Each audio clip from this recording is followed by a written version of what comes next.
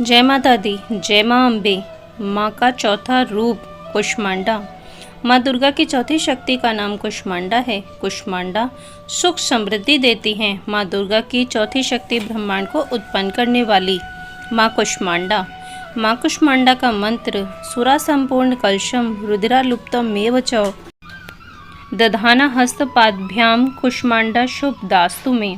नवरात्रि में चौथे दिन देवी को कुष्मांडा के रूप में पूजा जाता है। अपनी मंद हल्की हंसी के द्वारा अंड यानी ब्रह्मांड को उत्पन्न करने के कारण इस देवी को कुष्मांडा नाम से अभिहित किया गया है। जब सृष्टि नहीं थी, चारों तरफ अंधकार ही अंधकार था, तब इसी देवी ने अपने ईशत हास्य से ब्रह्मांड की रचना की थी। इसलिए इसे सृष्टि की आदि स्वरूपा या आदि शक्ति कहा गया है।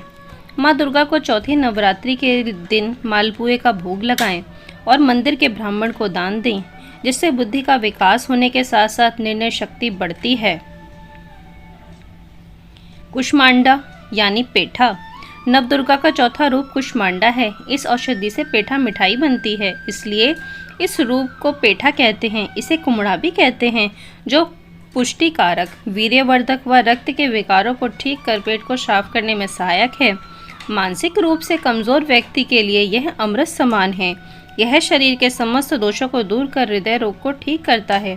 कुम्हड़ा रक्त, पित्त एवं गैस को दूर करता है। इन बीमारियों से पीड़ित व्यक्ति को पेठा का उपयोग के साथ कुष्मांडा देवी की आराधना करनी चाहिए।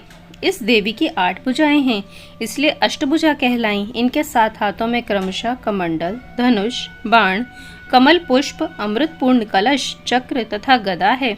8वें हाथ में सभी सिद्धियां और निधियों को देने वाली जपमाला है।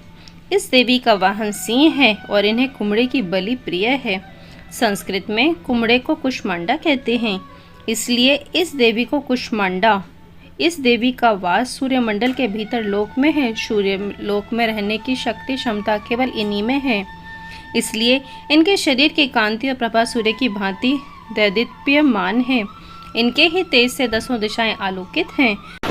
ब्रह्मांड की सभी वस्तुओं और प्राणियों में इन्हीं का तेज व्याप्त है। अचंचल और पवित्र मन से नवरात्रि के चौथे दिन इस देवी की पूजा आराधना करना चाहिए। इससे भक्तों के रोगों और शोकों का नाश होता है तथा उसे आयु, यश, बल और आरोग्य प्राप्त होता है। ये देवी अल्प्य सेवा और भक्ति से ही प्रसन्न होकर आशीर्वाद देती हैं।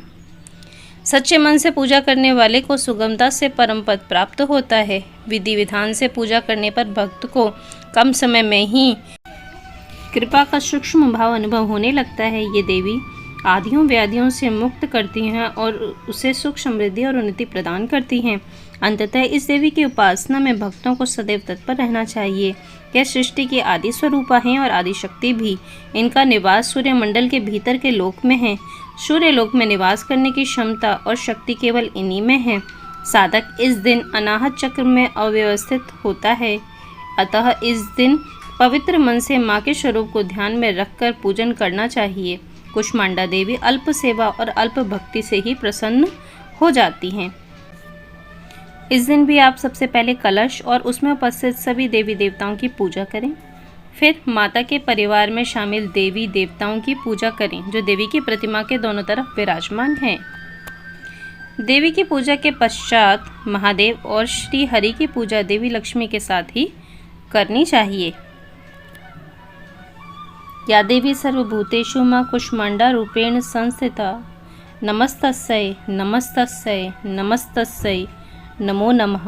जय जगजननी, जय माँ भवानी, जय माँ अम्बे, जय माता दी।